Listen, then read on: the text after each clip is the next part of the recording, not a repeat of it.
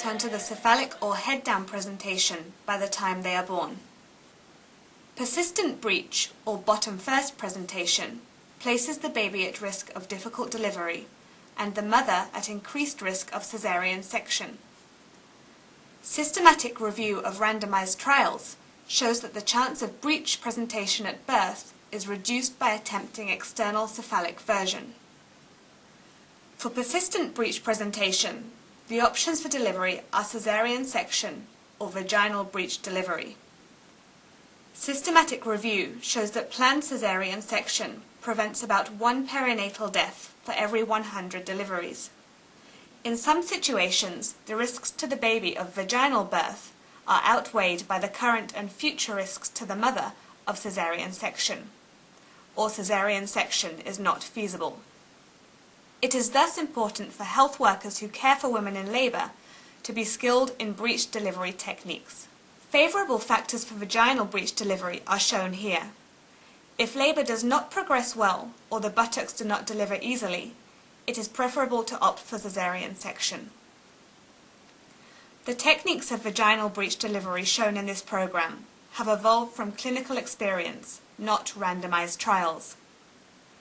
The delivery position used in the cases which follow is with the mother sitting propped up at 45 degrees with a backrest, or resting on the thighs of an assistant kneeling on the bed, and her legs in lithotomy stirrups. She has an intravenous infusion in place, and her bladder has been emptied. An assistant encourages her to bear down effectively. It is most important that the baby be expelled by effective bearing down efforts. Any traction from below tends to cause an extension of the arms and head. An episiotomy may be cut as the buttocks distend the perineum. Only after the buttocks have delivered easily and spontaneously, and the decision is taken to continue with the vaginal delivery, commence an oxytocin infusion to assist uterine contractions. As long as the delivery progresses spontaneously, resist the temptation to pull the baby down, up to the point that the shoulders have delivered. Once the baby's head is engaged in the pelvis and the hairline is visible, control the delivery of the head with a method such as the Morisot-Smellie-Veit method. With the baby straddling your right forearm, position the third finger in the baby's mouth and the second and fourth fingers on the malar bones. Place the second and fourth fingers of the left hand over the shoulders and the third finger against the occiput to maintain flexion while the head is carefully delivered. The second breech delivery shown here is more complicated. The extension of one of the baby's legs is an unfavourable factor. In the case of a frank breech presentation, splinting of the baby's body by both legs may prevent progress. In such a case, deliver the legs by gently flexing at the knees. When the umbilical cord appears, pull down a small loop to prevent traction on the cord later in the delivery. The baby's back will usually rotate anteriorly. If it is tending to rotate posteriorly, hold the baby with a towel around the pelvis, not shown here, and gently turn the baby so that the back faces anteriorly.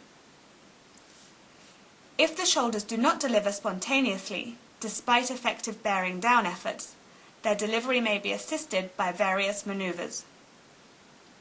The anterior arm may be delivered by passing 2 fingers over the baby's back, along the humerus to the elbow, and sweeping the arm around in front of the baby's face and chest. One or both of the shoulders may be delivered by the love-set maneuver. Hold the baby by the pelvis with a towel, not shown here. Rotate the baby through 180 degrees back uppermost, so that the posterior shoulder appears below the symphysis pubis to be swept down over the baby's face and chest.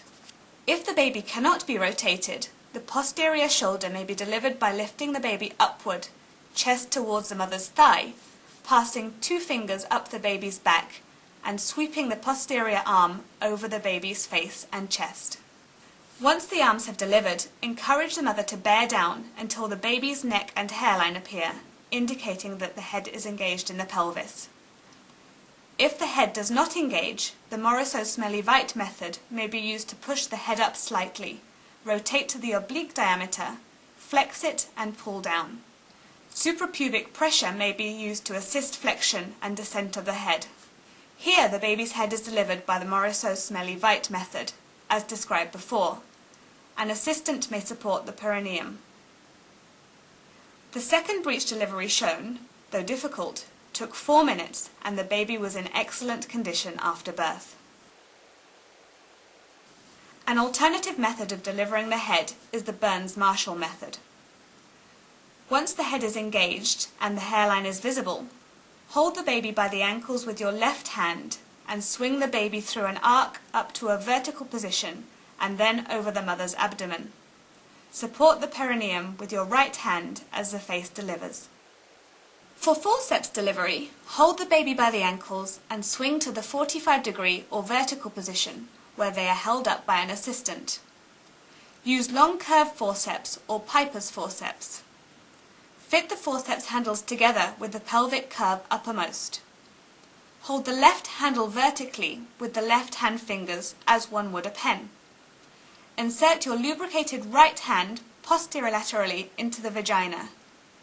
Guide the forceps blade with the fingers of the internal hand to lie alongside the baby's head. Apply the right blade in the same fashion, using your left hand to guide it into position. Confirm the correct positioning by the fact that the handles lock together easily and the baby's face is symmetrically positioned between the forceps blades.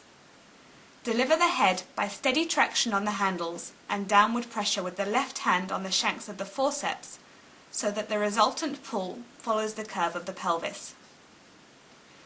If the head cannot be delivered, consider rapid caesarean section or symphysiotomy. For symphysiotomy, infiltrate the skin and subcutaneous tissues overlying the symphysis pubis with local anesthetic. 2 assistants support the mother's legs to prevent unnecessary separation of the pelvic bones. Pass a firm plastic catheter through the urethra. Insert the index finger of your left hand into the vagina along the urethra and move the urethra away from the midline. Make a small vertical scalpel incision above the lower part of the symphysis pubis. Angle the blade toward the top of the symphysis pubis. Cut the anterior fibers of the symphysis pubis with a sawing action from the top to the bottom of the joint, keeping a thin layer of the innermost fibers intact. Deliver the head by the Morisot-Smellie-Veit maneuver or with forceps. The symphysis pubis separates just enough to allow passage of the baby's head. It is useful to routinely have a local anesthetic, a scalpel, and a urinary catheter available during breech delivery in case an emergency symphysiotomy is needed. Reducing perinatal mortality depends on the presence of a skilled attendant at birth, one who, among other skills, is able to deal with problems encountered during vaginal breech delivery.